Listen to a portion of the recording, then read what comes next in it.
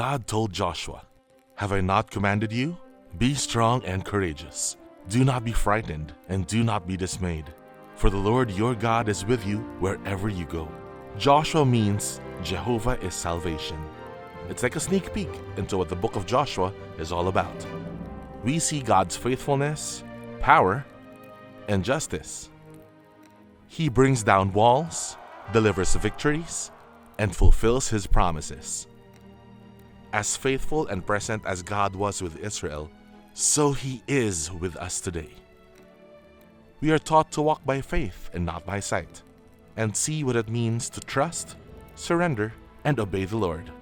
Together, let's behold God's glory in this new sermon series on the book of Joshua.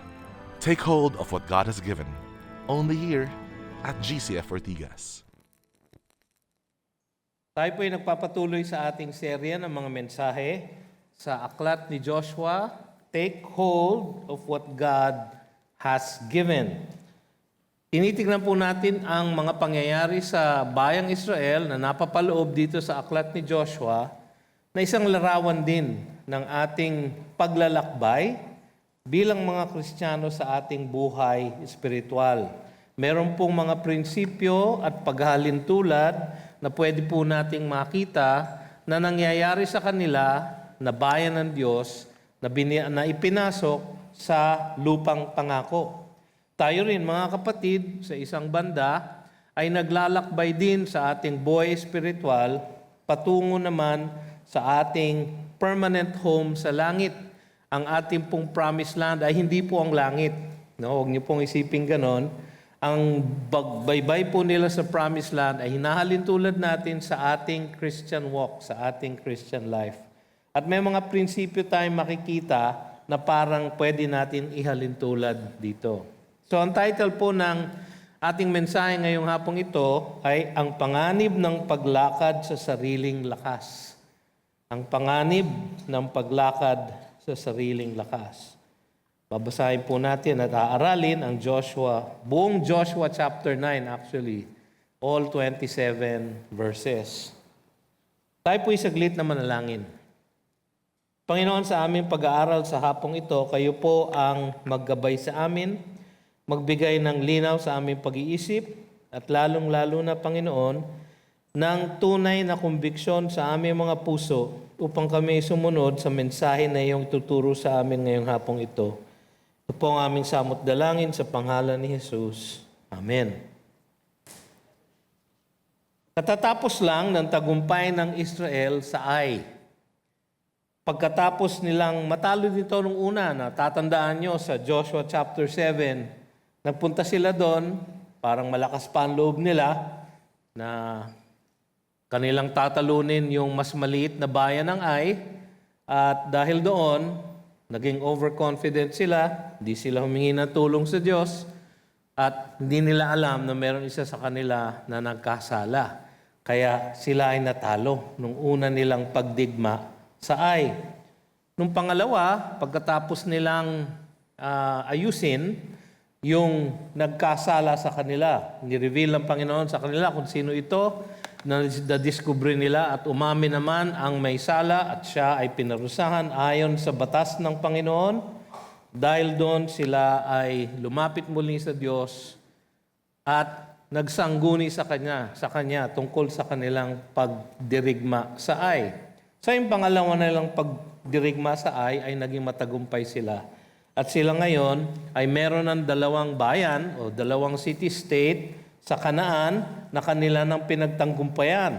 Ang Jericho na tanyag dahil sa kanyang mga pader at sa kanyang fortification, at ang Ai. Muli nilang itinalaga ang kanilang mga sarili sa Diyos pagkatapos ng tagumpay sa Ai. Makikita natin yon sa chapter 8 verses 30 to 35. Yun po ang itinuro sa atin ni Pastor Noel Pabiona nung huling siya ay naririto. At doon makikita natin na binasa muli ni Joshua ang salita ng Diyos sa kanila. Inulit nilang basahin yung blessings and cursings doon sa Mount Ebal at Mount Gerizim. At sa ganong paraan, itinalaga muli nila ang kanilang sarili bilang bayan ng Diyos. So pagkatapos ng dalawang tagumpay at kanilang pagtatalaga muli sa Diyos, handa na muli ang bayan na ipagpatuloy ang kanilang pananakop ng Kanaan. Parang ganito din ang ating buhay espiritual. Marami sa atin na nakakilala na kay Jesus bilang ang Panginoon at tagapagligtas ay inilunsad na ang ating paglalakbay sa ating buhay espiritual.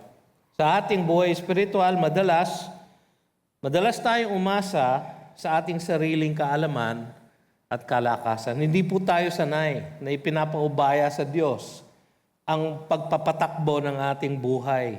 Kaya madalas, ginagamit lang natin ang sarili nating kaalaman, ang sarili nating lakas, upang ipagpatuloy ang ating buhay Kristiyano. Yun po ang pagkakamali ni Joshua dito sa kwento sa Israel. Yun din po ang pagkakamali natin kung akala natin maaari nating ipagpatuloy ang ating paglago sa buhay espiritual na nakaasa lang sa ating sariling lakas. Mapanganib at tuso ang ating kaaway. Huwag nating panghasan ang hindi pagsangguni sa Diyos sa lahat ng ating mga desisyon at pagkilos.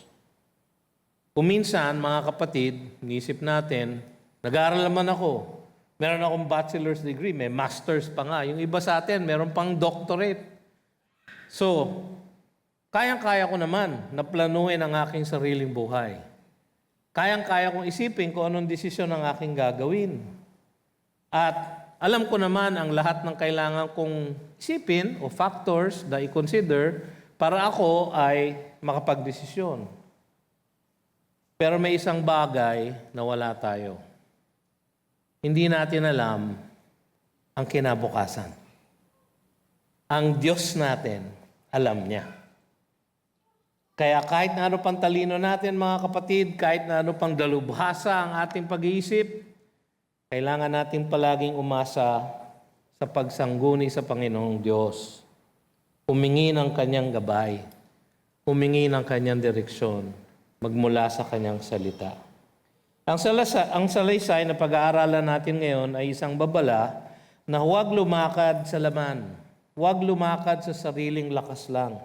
At laging umasa sa pangunguna ng Diyos. Ang una natin titignan ay ang panganib ng panlilinlang na mula sa kalaban. Baka po nalalaliman kayo dun sa aking Tagalog, yung panlilinlang po ay deception. No? Ang panganib po, danger. baka hindi po ninyo nakuha yung panganib, danger po siya. Ano ang danger ng deception na mula sa ating kalaban? Ang una natin makikita dito sa verse 1 and 2 ay ang katiyakan ng oposisyon. Katiyakan ng oposisyon. Ang sabi dito sa verse 1, as soon as all the kings who were beyond the Jordan in the hill country and in the lowland, all along the coast of the great sea toward Lebanon, the Hittites, the Amorites, the Canaanites, the Perizzites, the Hivites, and the Jebusites heard of this, they gathered together as one to fight against Joshua and Israel. So meron tatlong grupo ng bayan na dinidescribe dito. Lahat daw po ng hari, yun po ay mga city-states. Parang Singapore, ganon ang kanilang parang size, more or less. No? Beyond the Jordan in the hill country, yung pong unang kategorya, in the lowland, tas all along the coast of the Great Sea. Itong pong 7 nations na ito ay in-enumerate na ng Panginoon, no? Sa Deuteronomy 7, 1 and 2. Meron pong isang nawawalang pangalan. Hindi ko alam kung napansin nyo. Sa Deuteronomy 7, 1 and 2, ay ito din pong mga bayan na ito ang in-enumerate. Pero ang nawawalang pangalan dito ay ang Girgashites. Isipin nyo kasi parang pareho lang silang ites, di ba? Hivites, Jebusites, Hittites, no? Ang nawawala po, Girgashites. No? Kasi alam ko po 7. Nung binilang ko po 6 lang. So may kulang. Ang kulang po, Girgashites. Sino po yung mga yon? Ang sabi ng tradisyon ng mga Hudyo, yung Girgashites daw po ay umalis na sa isa bayan ng Kanaan nung marinig nilang papalapit na ang mga Israelita. So hindi na sila nga nangahas na makipaglaban. So, ang naiwan lang yung 6. No? Yung Girgashites daw po ngayon ay nakatira sa lugar na northwest ng Jerusalem na nung panahon ni Kristo ay ang tawag doon ay Gadara.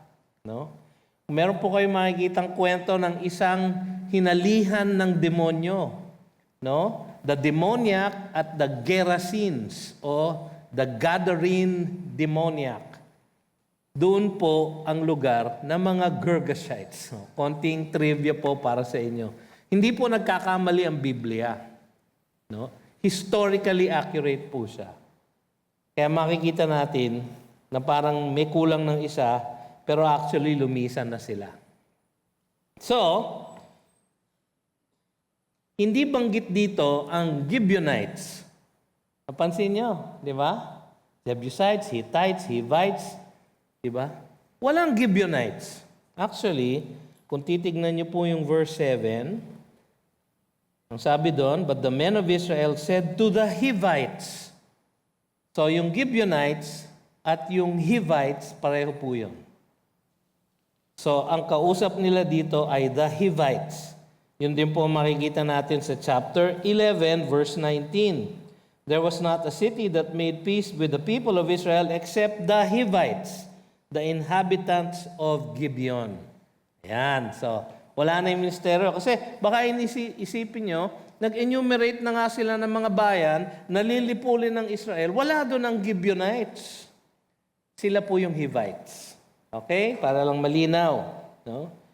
Nang marinig nila ang nangyari sa Ai at ang pagtatalaga ng Israel sa Diyos, so yung 6 na bansa, naggrupo sila. Sabi nila, kalabanin natin na sabay-sabay ang Israel. So habang sila ay nagre-recite ng law sa Mount Ebal at Gerizim, naghahanda naman itong 6 na bansa na ito na kalabanan sila. Ang oposisyon sa mga hinirang ng Diyos, sa mga tao ng Diyos, sa bayan ng Diyos, ay hindi bago. Nagmuumpisa ito sa Genesis 3:15. Genesis pa, mga kapatid. Kasi pagkatapos magkasala ni Adan at ni Eva, dahil sa pagtukso ng serpent, ng demonyo, ito po ang sinabi ng Diyos doon sa demonyo. Sabi niya, I will put enmity between you and the woman, and between your offspring and her offspring. Yung woman po dito si Eve. Yung offspring po ng woman si Kristo Jesus. He shall bruise your head, or he shall crush your head, and you shall crush his heel. So matatalo siya nung anak ng babae, si Kristo Jesus. So magmula noon, palagi ng kinontra ng demonyo ni Satanas ang lahat ng pagkilos ng Diyos. Kaya yung paglipol halimbawa sa lahi ni Jacob sa pamamagitan ng famine, hindi ba kaya napunta si Joseph sa Egypt dahil halos mamatay na yung buong lahi ni Jacob, 12 sons and their families, 70 people in all. Muntik silang malipol dahil sa famine. Yung paglipol ng lahat ng mga batang Hebreo sa Egypt. Nung matagal nang wala si Joseph, di ba? Ang order ni Pharaoh, patayin ang lahat ng batang lalaki. Yung paghabol sa mga Israelita sa ilang, sa Red Sea. Di ba hinabol ng army ni Pharaoh at papatayin nilang lahat, tinangka nilang patayin lahat? So yung oposisyon sa Israel, patuloy. Yung pagtukso sa mga Israelita sa wilderness. Gawa rin ng demonyo yun. Para silang lahat ay hindi matuloy sa promised land. In fact, yung generation na yun, ay hindi nga natuloy, nangamatay sila lahat. Pati si Moses, pati si Aaron. Ang nakatawid lang si Joshua at si Caleb. Ano pa? Pagpatay ng mga batang lalaki nung kapanganakan ni Jesus. Di ba? In order to ni Herod, lahat ng batang lalaki below 2 years old, patayin. Yung pagpako sa krus kay Jesus mismo ay attempt ni Satanas na itigil ang gawain ng Diyos. Pero imbis na siya ay matalo, si Jesus ay nanalo sapagkat siya ay nabuhay na maguli. So talo na si Satanas. Naghahanap na lang siya ng karamay, kaya patuloy ang kanyang pag-uusig kahit sa mga apostol ni Jesus sa Book of Acts. No? Patuloy ang kanyang pag-uusig hanggang sa ngayong panahon na ito, patuloy ang pag-uusig ng ating kalaban. Nagpapatuloy siya, ang sabi nga sa 1 Peter 5:8, your adversary, the devil, prowls around like a roaring lion, seeking someone to devour. Sabi sa 2 Corinthians 11:3, but I am afraid that as the serpent deceived Eve by his cunning, your thoughts will be led astray from a sincere and pure devotion to Christ. Patuloy po ang oposisyon sa mga gawain ng Diyos. Kaya sabi ni Pablo sa Ephesians 6, finally be strong in the Lord and in the strength of His might, put on the whole armor of God, sabi niya. For we do not wrestle against flesh and blood, but against the rulers, against the authorities, against the cosmic powers over this present darkness, against the spiritual forces of evil in the heavenly places. So patuloy po ang oposisyon. Tiyak at nagpapatuloy. Ang susunod natin makikita dito, ang katusuhan ng kalaban. Yung tuso po, shrewd. Makikita natin yung kanilang street smart, yung kung gaano sila maabilidad, no? Itong mga Gibeonite. Nasa verses 3 to 13 siya, pero isa-summarize ko na lang po. Nagpasya sila ng gumawa ng ibang paraan. So sabi ng mga Hivites, yung Gibeonites, sasama kami sa inyo, kunyari, para kalabanan ng Israel, pero gagawa kami ng ibang racket. Okay? Gagawa kami ng ibang paraan. Maaring mas maalam at maabilidad itong mga taga-Gibeon. Kasi ang sabi sa Joshua 10 verse 2, sabi doon, he feared greatly because Gibeon was a great city. Malaki pala silang syudad. Like one of the royal cities. Because it was greater than Ai. And all its men were warriors. Aba! Ganun pala sila katindi. Advance po ang Gibeon. Kaya siguro nakaisip sila, imbis na tayo'y malipol ng mga Israelita, gumawa na lang tayo ng panlilinlang. So, hindi natin matiyak kung paano nila nalaman, pero nalaman nila ang batas na ibinigay ng Panginoon kay Moises. Halimbawa, alam nila na sila as Hivites were devoted to destruction. Deuteronomy 7:1 and 2. Ang sabi ng Panginoon kay Moises sa Israel, when the Lord your God brings you into the land, eto na, nasa land na sila, that you are entering to take possession of it, and clears away many nations before you, in-enumerate niya, the Hittites, the Girgashites, yung mga umalis na, the Amorites, the Canaanites, the Perizzites, the Hivites, and the Jebusites, 7 nations, more numerous and mightier than you. And when the Lord your God gives them over to you, and you defeat them, napakatiyak, then you must devote them to complete destruction. Yun po yung kerem. They are devoted either to blessing or to destruction. You shall make no covenant with them. Pansin niyo yun?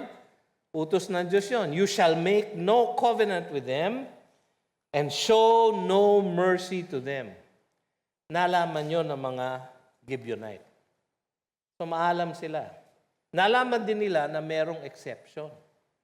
Sa Deuteronomy chapter 20. Ang sabi doon, summarize ko na lang, pagka yung isang syudad o isang bayan ay malayo sa Israel, wala siya doon sa lupa ng mga Amorita. Wala sila sa Kanaan. Malayo sila. No? Kapag malayo sila, ang sabi ng Diyos sa Israel, you try to make peace with them. Pag sila make peace with you, ang papatayin nyo lang yung mga lalaki. Yung mga babae at yung mga bata, huwag niyong papatayin. So you make peace with them. So nalaman ito ng mga Gibeonites. So mga abilidad sila, meron silang cunning. Sabi nga sa verse 4. Naghirang sila ng isang delegasyon ng ilan sa kanila na nagpanggap na taga-malayong lugar. Nagsuot sila ng luma, ng mabaho, ng gulagulanit. Nagsuot sila ng sandals na butas-butas. Nagdala sila ng mga wineskin na banat na at makunat na. Ibig sabihin, old na. At nagdala sila ng tinapay na meron ng lumot. No? Ibig sabihin, matagal na yung tinapay. So, mga artista tong mga to. Gumamit sila ng props. Ginawa nila ito upang sa kanilang paglapit kay Joshua, sa verse 6, ang sabi nila, we have come from a distant country, so now, make a covenant with us. Oh, alam namin na sa batas nyo, pag malayo ang bansa, you can make a covenant of peace. May homework itong mga to, gumawa ng homework. So nilinlang nila ang bayang Israel at binanggit pa nga nila, tingnan nyo yung verse 9. Nagduda na yung mga taga-Israel sa verse 7. Halimbawa, sabi, perhaps you live among us. How can we make a covenant with you? Baka naman nandyan lang kayo sa kanto. Hindi namin kayo pwedeng may covenant. Kailangan namin kayong patayin. Hindi, sabi nila, tinanong na nga ni Joshua, who are you and where do you come from? From a very distant country your servants have come. Sa original na Hebrew, talagang inuna nila yung lugar na very distant country. Tsaka sa original na Hebrew, dramatic yung pagkasabi nila nito. From a very distant country, your servants have come. Ganon ang pagkakasabi nila. So talagang dramatic. For we have heard a report of him and all that he did in Egypt and all that he did to the two kings of the Amorites who were beyond the Jordan, to Sihon, the king of Heshbon, and to Og, king of Bashan, who lived in Ashtaroth. Meron silang history. Alam nila. Nag-research sila, gumawa ng homework. Pansinin ninyo na hindi nila binanggit ang Jericho at Ai.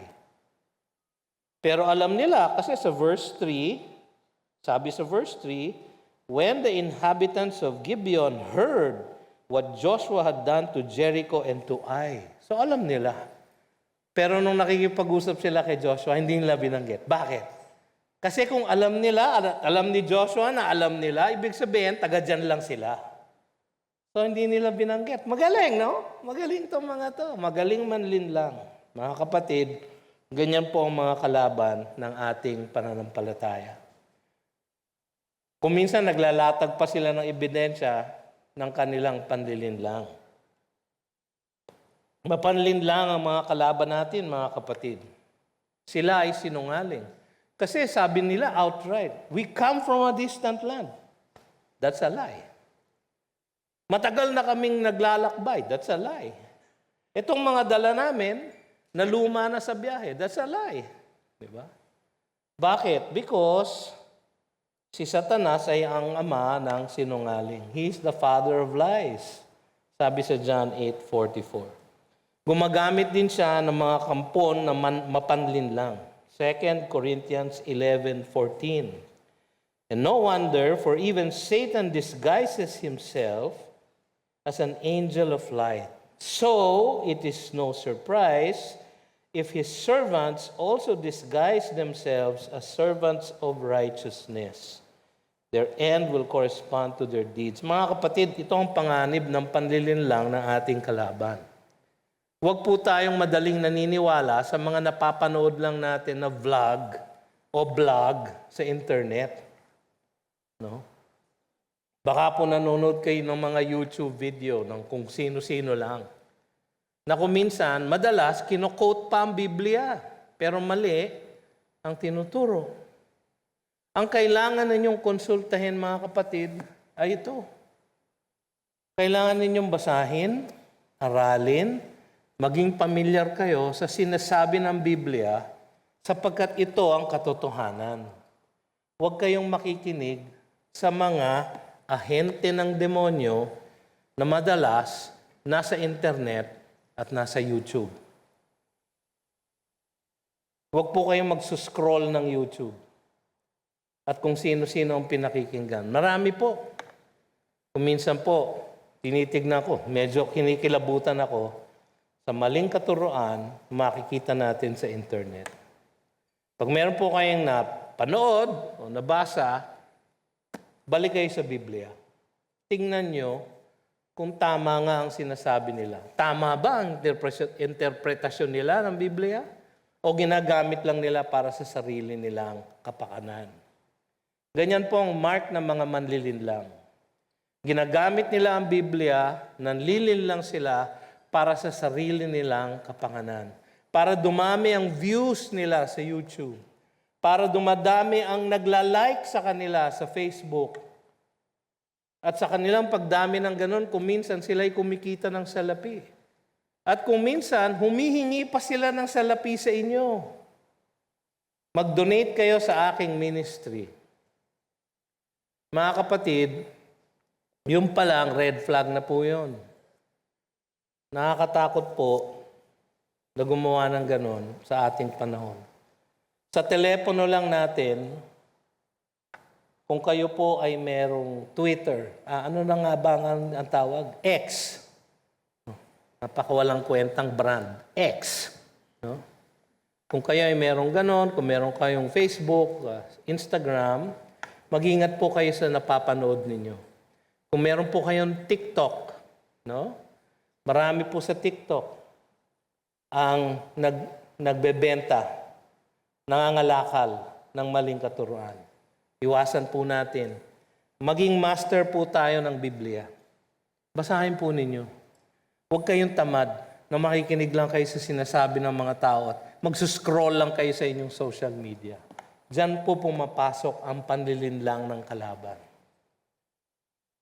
Pangalawa, ang pinagmulan ng maling pangako na salungat sa kautusan ng Diyos. Napilitan silang mangako sa mga taga-Gibeon. Bakit? Paano nangyari yun? Ano ang pinagmulan? Ito po ang pinagmulan. Ang sanhi, hindi pagsangguni sa Panginoon. Tingnan niyo yung verse 14.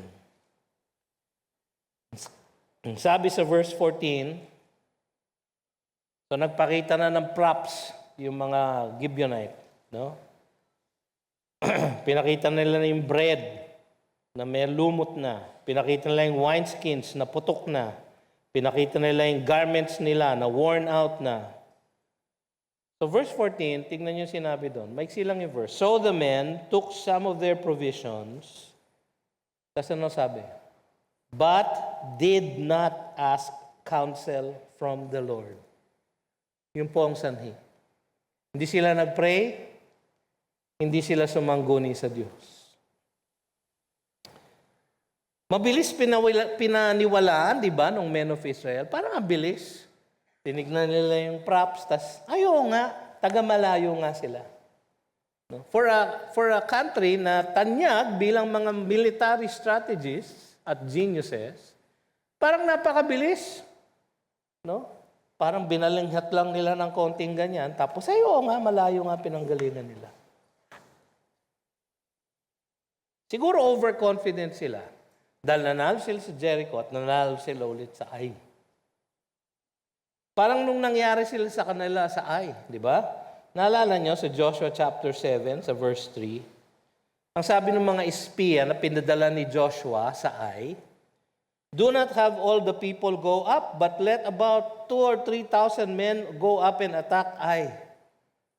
Do not make the whole people toil up there, for they are few. Mayabang ano?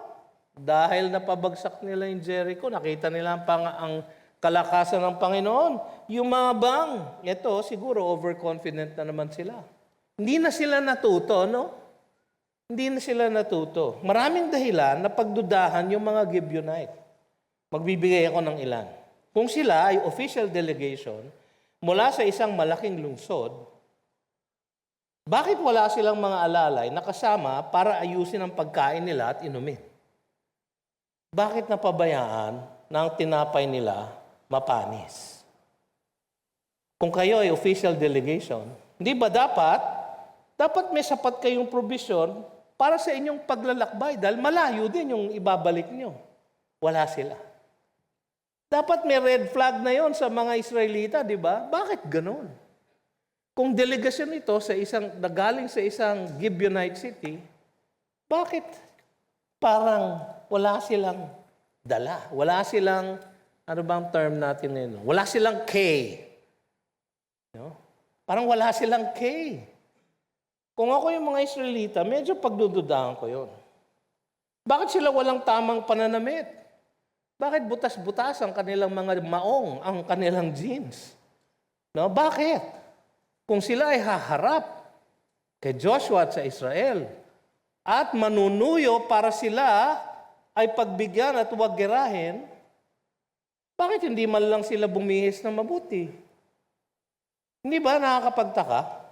Pero, tinignan lang ng mga tao yung provision nila, tapos, pero ang masahol sa lahat, they did not ask counsel from the Lord. Nangyari din ito sa Ai. Di ba? Tignan natin yung Joshua chapter 7. Ang sabi dun sa umpisa ng chapter 7, "But the people of Israel broke faith in regard to the devoted things. For Achan, the son of Carmi, son of Zabdi, son of Zerah, of the tribe of Judah, took some of the devoted things, and the anger of the Lord burned against the people of Israel." Ang nagsasabi nito yung tagasulat ng Joshua. Sinasabi niya from the perspective of God. Hindi pa nila alam to. Pero anong nangyari? Joshua sent men from Jericho to Ai, which is near Beth-haven, east of Bethel, and said to them, Go up and spy out the land. And the men went up and spied out Ai. So umasa lang sila sa sarili nilang kalakasan at kaalaman. Si Joshua kasi former spy. Naalala nyo? Dahil former spy siya at naging matagumpay yung pag-spy niya ng Jericho, nagpadala siya ulit ng spy sa Ai. Pero anong hindi niya ginawa? Hindi sila nanalangin at lumapit sa Diyos. Kung nanalangin sila, alam na ng Diyos na sila yung merong isang kasama na nagkasala. Sana sinabi na sa kanila ng Diyos, alam nyo, hindi kayo magwawagi, huwag kayong makikipagdigma dyan. Bakit? Kasi meron kayong isang kasama na nagnakaw ng devoted things. Hindi sila nanalangin. Eto na naman sila. Ganyan ang storya ng Israel eh. Paulit-ulit sila. Eto na naman sila, umaasa na naman sila sa sarili nila ng kaalaman, meron naman silang access sa Diyos. Gayon din tayo mga kapatid, kung minsan madalas nagdedesisyon tayo, nang tayo lang. Hindi natin ipinapanalangin sa Diyos. Sabihin niyo, Pastor, simple lang naman yung desisyon. Kung ako ililipat ng kumpanya o hindi, kung ako kukuha ng ganitong kurso o hindi, kayang-kaya ko ng pag-isipan yun. Talaga? Alam mo bang kinabukasan mo? Do you know what's in the future? Yun ang hindi mo alam. Pero ang Diyos, ang kanyang banal na espiritu ay nananahan sa iyo. Siya alam niya. Pwede kang magsangguni sa kanya. Dapat kang magsangguni sa kanya. Hindi ginawa nila Joshua. Madalas hindi rin natin ginagawa, di ba? Panginoon, ito na yung gusto ko. Type ko siya. Maganda, matangkad, ang ganda ng ngiti, matalino. No? Tsaka, kahit na anong datnang ko sa kanya, mabango siya. Aba, inaamoy-amoy mo na pala. No? So, Panginoon, magka-quiet time ako para malaman ko kung siya nga ang inyong kalooban sa akin. Pero gustong-gusto mo na. Kaya yung quiet time mo, may kulay na. No? May mabasa ka lang doon na, go ahead. Uy, go ahead daw, go ahead.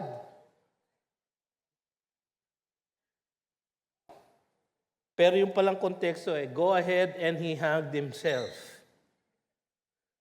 Mali.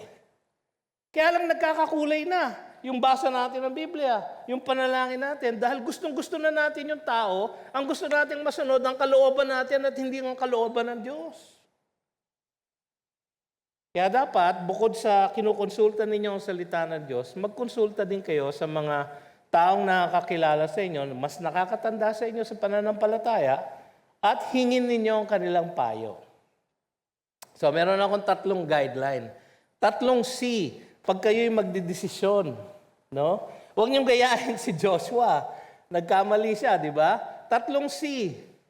Una, counsel of God's Word. Yun ang una sa lahat. Pagka bawal na sa salita ng Diyos, bawal. Parang yung kapatid ko noon, kating-kati magpunta sa Amerika nung hindi pa sila nakakarating doon. Kating-kati siya makapunta sa Amerika. Sabi niya, mag-tourist visa ako at pag na-approve, magti-TNT ako. Ipag-pray mo ako, kuya. Sabi ko, loko ka pala eh. Bakit kita ipag-pray? Magbabiolate ka ng batas. Sabi niya, paano ako makakarating sa Amerika? Maghintay ka lang. Ipag-pray natin, nabigyan ka ng patience ni God. So yun ang pinag-pray namin. Alam nyo, wala pa kong 3 buwan pagkatapos namin manalangin. Natuloy yung petition nila. Can you imagine kung nag-apply siya ng tourist visa, pati yung petition ng kanyang asawa na naroon na, hindi matutuloy. So, consult God's Word. Counsel of God's Word. Pangalawa, counsel of godly elders. Counsel of godly elders. Sino ba ang nakakakilala sa inyo? Halimbawa, meron kang gusto sa church na parang matalik mo ng kaibigan, napupusuan mo na, parang gusto mo nang ipag-pray. Meron kayong godly elders sa church, nakilala kayo pareho. No? Kausapin mo na. Palagay mo ba bagay kami ni ganyan? No? Pagka sinabi sa inyo na, sinaswerte ka. Baka naman kapatid, baka naman you are stretching, di ba? Pero pag sinabi na, uy, pwede pag-pray natin. No? Counsel of godly elders. Sapagkat meron din silang Espiritu Santo, meron ka din naman, pero para ma-confirm mo na tama ang basa mo sa leading ng Holy Spirit, tanong mo sa kanila. So, counsel of God's Word, counsel of godly elders. Pangatlo, counsel of circumstances. Ano ang circumstance? Halimbawa, meron kang gustong-gusto sa church. Talagang love na love mo na. No? Anong circumstance na magko-confirm na kayo nga ang kalooban ng Diyos? Yung gusto ka rin niya. Di ba? Kasi kung hindi ka gusto, kapatid, hindi naman rocket science yun. So tinanong mo, alam mo, crush na crush kita eh. Hindi ko na alam ngayon kung paano magtapat ang mga bata, no? Gusto talaga kita eh. Pwede ba kita maging girlfriend? Tapos ang sagot sa'yo, alam mo, kahit napatay na ako, hindi mo ako pwede maging girlfriend. Ganun ba? So, hindi God's will. Kasi kung God's will, sasabihin din ni God sa kanya. Di ba? Kung ayaw niya sa'yo, hindi God's will. Counsel of circumstance. O kaya pinaglayo kayo. No? Pinadala yung crush mo sa ibang bansa. Mahirap. No? Pero ngayon, meron ng Zoom, meron ng Messenger, madaling makipag-usap, pwede pa, no? Laban, di ba? Pero kung minsan, nauuna ang ating kalooban sa kalooban niya. Kapatid, sabi ng Panginoon, yun ang pagkakamali ni Joshua. Huwag nating gayahin. Nagkaroon tuloy sila ng isang sumpa, isang pangakong salungat sa kautusan niya. Tingnan niyo yung verse 15. Sabi doon, and Joshua made peace with them and made a covenant with them. Ano yung nabasa natin kanina sa Deuteronomy 7:2? And you will not make a covenant with them. Yun ang utos ng Diyos. Sinalungat na niya. Nangako na siya. Kasi hindi sila humingi ng sangguni sa Diyos. Siguro kung nag-pray sila, alam nyo, may access si Joshua sa Panginoon. Noong panahon na yun, nangungusap ang Diyos sa kanya. Diretso. Pwedeng sinabi siguro ng Diyos, alam nyo, nasa kabilang kanto lang yung mga yan. Nililin lang kayo. Sinungaling yung mga yan. Pero hindi sila nanalangin. Napasubo sila ngayon. So, meron silang ginawa na bawal sa batas, di ba? Sabi sa Exodus 23:32, you shall make no covenant with them and their gods. You shall make no covenant with them. Napaka-definite nung kanyang utos. Pero sa Joshua 9:18, they swore, sabi doon, by the Lord, the God of Israel. So kung babaliin nila ngayon ang kanilang sinumpaang pangako, hindi na nila pwedeng bawiin. Bakit? They swore by the name of God. Kung babaguhin nila, then they would have taken the Lord's name in vain. Violation ng Ten Commandments.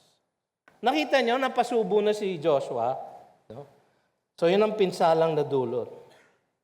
Kaya yun ang una makikita natin sa pinsalang na dulot. Sila ay nanumpa, sila ay nangako ng salungat sa kautusan ng Diyos. Napakalaking pinsala. At alam natin na sa history ng Israel, hindi na nila tuloy napaalis lahat talaga yung mga Canaanites. At dahil doon, marami sa kanila ang natisod, ang natempt na mag-worship ng other gods dahil sa presence ng Canaanites sa kanilang lupa.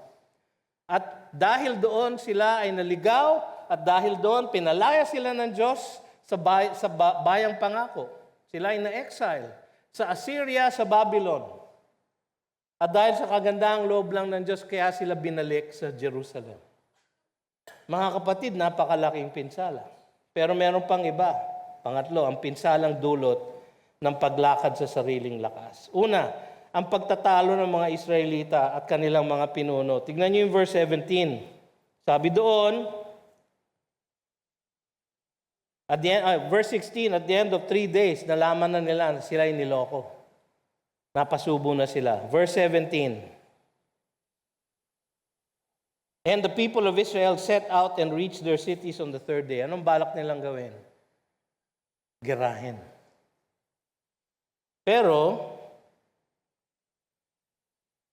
now their cities were Gibeon, Chephirah, Beeroth, and Kiriath Jearim. But the people of Israel did not attack them.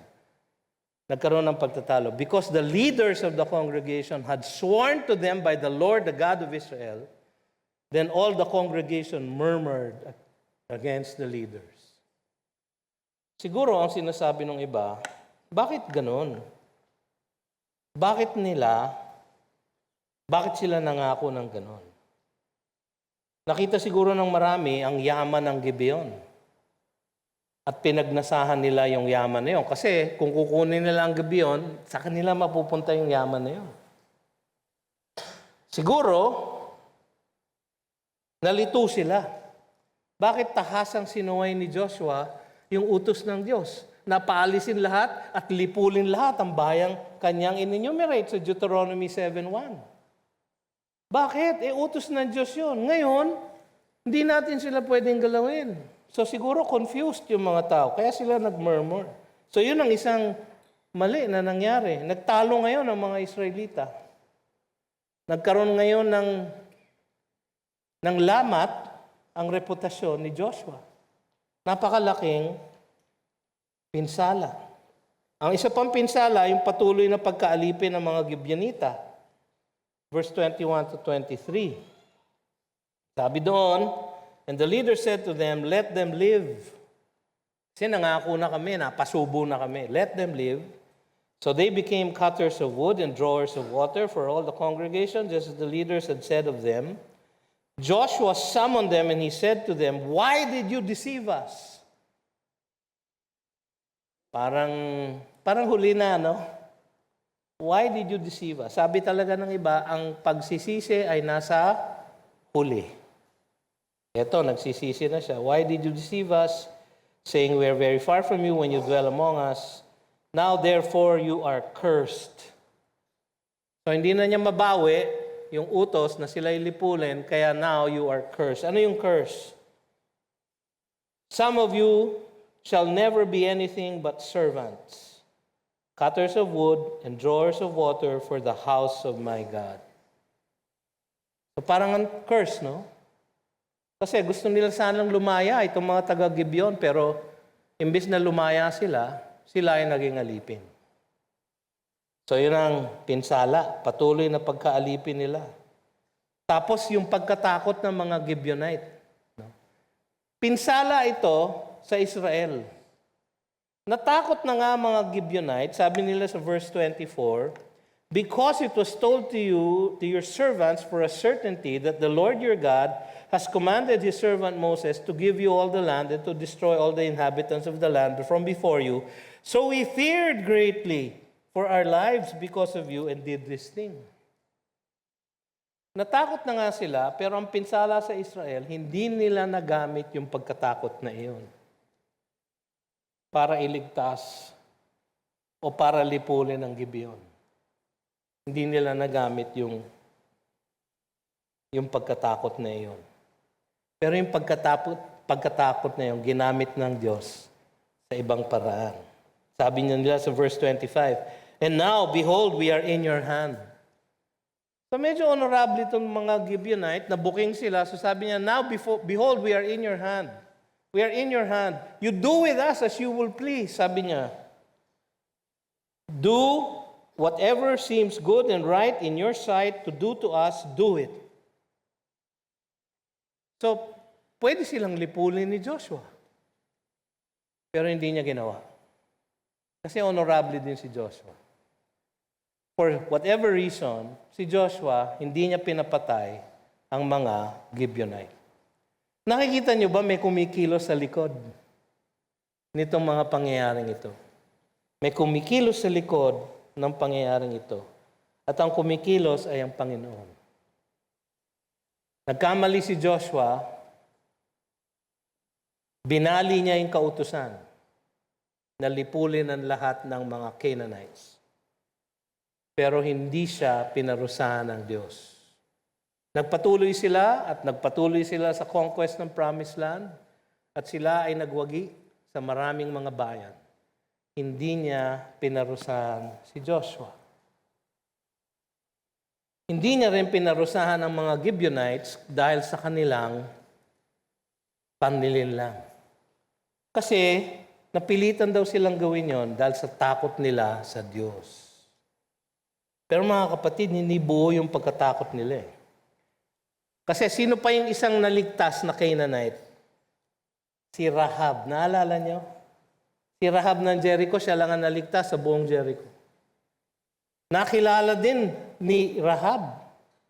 Natakot din ang Jericho sa Panginoong Diyos. Diba? Sabi sa Joshua chapter 2, verses 9 and 10, I know that the Lord has given you the land, and that the fear of you has fallen upon us, and that all the inhabitants of the land melt away before you. For we have heard how the Lord dried up the water of the Red Sea before you when you came out of Egypt, and what you did to the two kings of the Amorites who were beyond the Jordan, to Sihon and Og, whom you devoted to destruction. Pareho yun ang sinabi ng Gibeonites, di ba? Yun nga ang kinatakot nila, pero merong diferensya. No? Doon lang sila, natakot lang sila doon sa ginawa ng Diyos sa Ehipto. Si Rahab, meron siyang dagdag na sinabi. Ano sinabi niya? And as soon as we heard it, our hearts melted, and there was no spirit left in any man because of you. For the Lord your God, He is God in the heavens above and on the earth beneath. Sino nagsabi kay Rahab noon? Alam niyo kung sino? Ang Espiritu ng Diyos. Ang nagsabi sa kanya. Walang ganoong pananampalataya yung Gibeonite. Pero hindi pa rin sila pinaslang ng Diyos. So, pinsala nga sa Israel ang pagkatakot ng mga Gibeonita, pero hindi pinatawad ng Diyos si Joshua at pinalampas din ng Diyos ang panlilinlang ng mga Gibeonite. Tapos, ang huli, napilitan tuloy ang Israel na tuparin ang kanilang pangako. So, ang sabi nila sa verse 26 and 27, "So he did this to them," sabi si Joshua. "Delivered them out of the hand of the people of Israel." Hindi sila pinatay, they did not kill them. "But Joshua made them that day cutters of wood and drawers of water for the congregation and for the altar of the Lord to this day in the place that he should choose." Ginawa silang servants sa templo, sa tabernakulo ng Panginoon. Kasi marami silang kailangang tubig sa paghuhugas, marami silang kailangang kahoy sa pagsusunog ng mga offering. Diba? So ginawa nilang servant yung Gibeonites. Alam niyo mga kapatid, sa history ng Israel, walang salaysay na naging problema ang Gibeonites sa kanila. Yung ibang Canaanites naging problema sa Israel, pero hindi ang Gibeonites. In fact, tignan niyo yung ibang sinasabi ng Biblia. 1 Chronicles 9:2. "Now the first to dwell again in their possessions in their cities were Israel, the priests, the Levites, and the temple servants." Alam niyo kung sino yun? The Nebil Gibeonites. Ito yung nung na-build na yung temple. Sila ang unang nakapasok. Ezra chapter 2, verses 43. Babalik na sila sa Israel. Di ba? Dito, the temple servants ang kasama ni Ezra sa pagbabalik. Alam niyo kung sino yun? Gibeonites. Nehemiah 3:26. "And the temple servants living on Ophel repaired to a point opposite the water gate." Sino ang kasama ni Nehemiah na nag-build ng wall? The temple servants. Sino yun? Gibeonites. Ano nangyari mga kapatid? At dito tayo magtatapos. Matingkad ang grasya ng Diyos sa salaysay na ito. Grasya kay Joshua sa kanyang di pagsangguni sa Panginoon. Di siya pinarusahan. Alam nyo, baka iniisip nyo, so yung disobedience na yon, walang naparusahan? Yung panlilinlang ng Gibeonites, paano yon, Pastor? Walang naparusahan? Pinalampas lang ng Diyos? Mga kapatid, si Joshua ay isang type ng isang future Joshua. Ang pangalan niya, kung inyong matatandaan, ay pareho ng pangalan ni Jesus. Yeshua. Joshua. Pareho sila ng pangalan. Yung panlilinlang ng Gibeonites, sinong nagbayad nung kanilang kasalanan na yon? Si Yeshua sa krus ng Kalbaryo. Yung pagkakamali ni Joshua na hindi niya pagsunod sa Deuteronomy 7, sinong nagbayad nun? Si Yeshua sa krus ng Kalbaryo. Bayad lahat, mga kapatid. Ang kanilang mga pagkakasala at ang pagkakasala ng bawat isa sa atin. Naging matingkad ang grace ng Panginoon. Kanilang pagiging lingkod sa buhay, pananambahan ng Israel. Psalm 84:10, ang wika ng salmista, "For a day in your courts is better than 1,000 elsewhere. I would rather be a doorkeeper in the house of my God than dwell in the tents of wickedness." Ganun ang nangyari sa mga Gibeonita. Sa 1 Kings chapter 3, verse 4, ang sabi doon, si Solomon nagpunta sa tabernakulo ng Diyos. Saan siya nagpunta? "And the king went to Gibeon to sacrifice there." Bakit? Sapagkat nasa Gibeon ang tabernakulo ng Diyos. Sa 2 Chronicles 1:3, and Solomon and all the assembly with him went to the high place that was at Gibeon, for the tent of the meeting of God, which Moses, the servant of the Lord, had made in the wilderness, was there. Ang tabernakulo nasa Gibeon. 2 Chronicles 1:13. So Solomon came from the high place at Gibeon, from before the tent of meeting to Jerusalem. Nung una, servants lang sila ng Diyos. Paglaon, ang templo mismo, ang tabernakulo mismo ng pananambahan ng Israel ay nasaan na? Nasa Gibeon.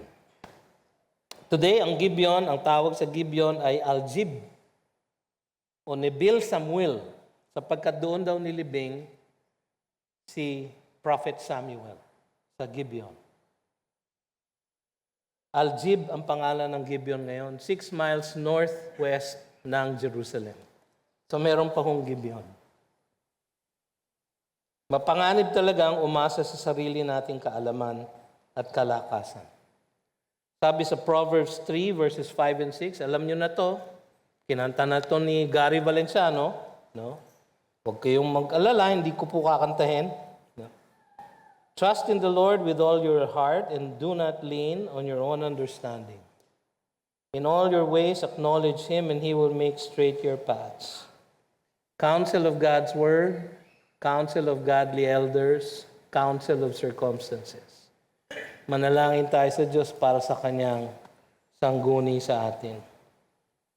Ilagak natin ang lahat ng ating gagawin sa Kanya. James 4:13-15. Come now, you who say today or tomorrow we will go into such and such a town and spend a year there and trade and make a profit. Yet you do not know what tomorrow will bring. What is your life? For you are a mist that appears for a little time and then vanishes. Instead, you ought to say, if the Lord wills, we will live and do this or that. If the Lord wills. Sana yun po ang ating maging battle cry. Huwag tayong gagawin na according to our will, but if the Lord wills. Tayo ay mamuhay sa ilalim ng Kanyang paghahari. Matthew 6:33, but seek first the kingdom of God and His righteousness, and all these things will be added to you. Mga kapatid, mapangahas po tayo kung minsan, nabubuhay tayo na walang sangguni sa Diyos. Nakita na po natin, mapanganib po yun. Lagi po tayong manalangin sa Kanya at umasa sa Kanyang pagdirect ng ating buhay. Huwag po tayong mabubuhay na labas sa Kanyang sangguni at sa ating sariling lakas. Tandaan po natin ang grasya na umapaw kay Joshua at sa Gibeonites. Yun po ang grasya na umapaw sa buhay ng ating Panginoong Jesus, si Yeshua, na naging Panginoon at tagapagligtas natin. Tayo po'y tumayo, tayo manalangin sa ating pagtatapos. Panginoon, marami pong salamat sa inyong mensahe sa amin ngayong hapong ito. Kayong magpala sa bawat isa sa amin, Panginoon, upang sa aming paghayo sa lugar na ito, taglay namin ang kagandang loob ni Kristo Jesus, ang pag-ibig ng Diyos, at ang gabay at pakikipisan ng Diwang Banal magmula ngayon at magpasawalang hanggan. At ang lahat ng anak ng Diyos ay nagsabi, Amen at Amen. Magandang hapon po.